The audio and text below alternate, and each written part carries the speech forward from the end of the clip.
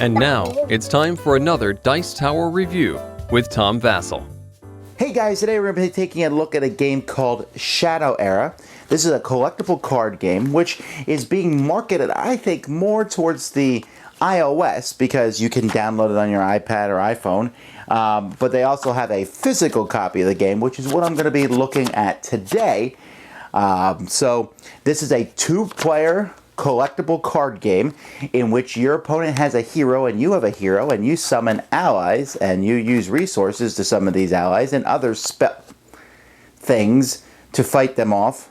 Yeah, it seems on the onset that this is a complete ripoff of Magic, but it might not be. Let's take a look. Here's the board that you have. I guess you don't need the board, which is good because the rules are written on this side, which doesn't really matter because the rules are in the top 5 worst rules I've ever read of any game ever in the history of... Okay, they're bad. But anyhow, you are going to pick a hero. And each starting deck comes with 2 heroes, so you can pick a hero. You'll see here that this hero has some... well, grotesque body, but they also have a amount of life points down here in the corner, and then they have a special ability that they'll be able to use shadow energy. So you put your hero here. All right. Now you're trying to keep your hero alive, so you will put a deck here.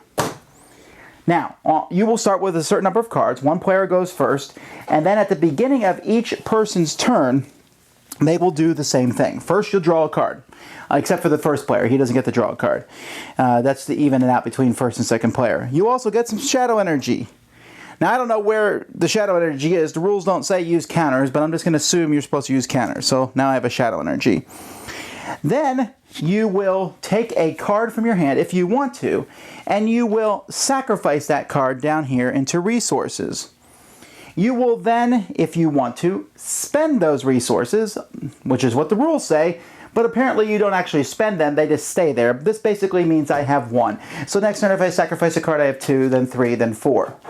Okay? All the cards that you have in your hand will have different costs. So if I have 8 resources there, I could play a 5 and a 3 card together, or 4 2s, etc. But you won't have that many cards in your hand because you'll be busy sacrificing them down here.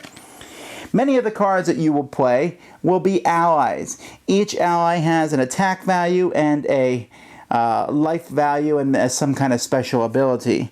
You might have some weapons. Weapons go back here in your support. These allow your hero to attack. Up to this point, he can't attack. They'll give your hero an attack, a special ability, and also a certain amount.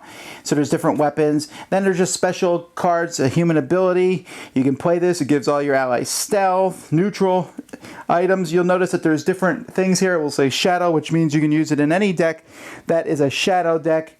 And here's more allies, a gargoyle. Now, when you put these allies out, they start tapped, or exhausted, sorry. When they're tapped, they can't do anything. But at the beginning of your turns, these guys will all untap.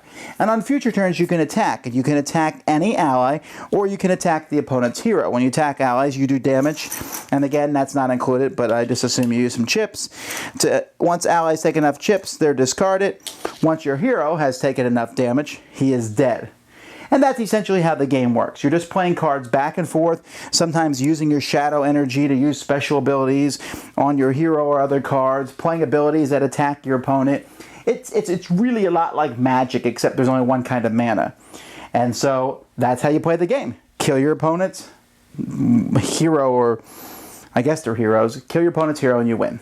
All right, ladies and gentlemen, it's trashing time. I mean, where to begin with? This is one of the few games that I reviewed that gets a 1 out of 10. And there are so many reasons. So let's start with them. Let's start with some of the more minor things. First of all, generic fantasy theme.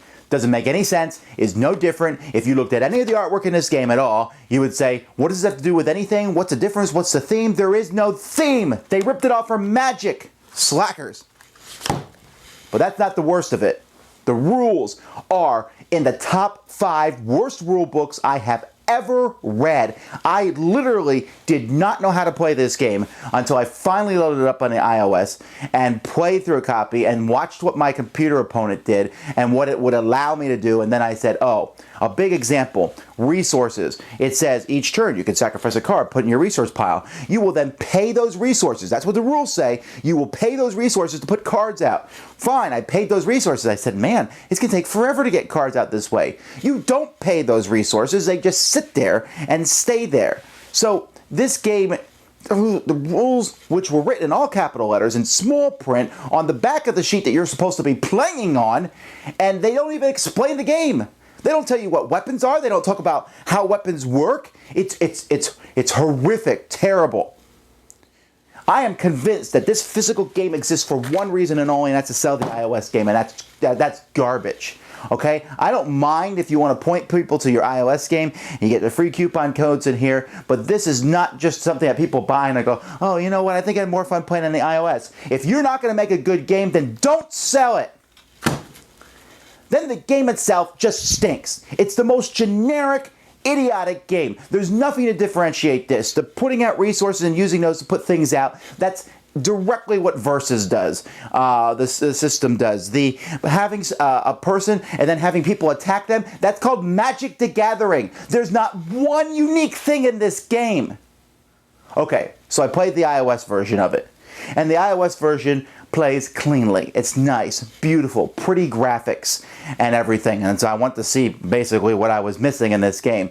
But it still adds nothing to the genre. It doesn't add anything in the theme. It doesn't add anything in gameplay. The cards themselves aren't even interesting between the different heroes and decks. The game is boring, it's bad, it's stupid, it's dumb. I cannot put enough negative adjectives on this. This is lazy game design, and this hurts the hobby more than it helps it. Shame on this game even being designed.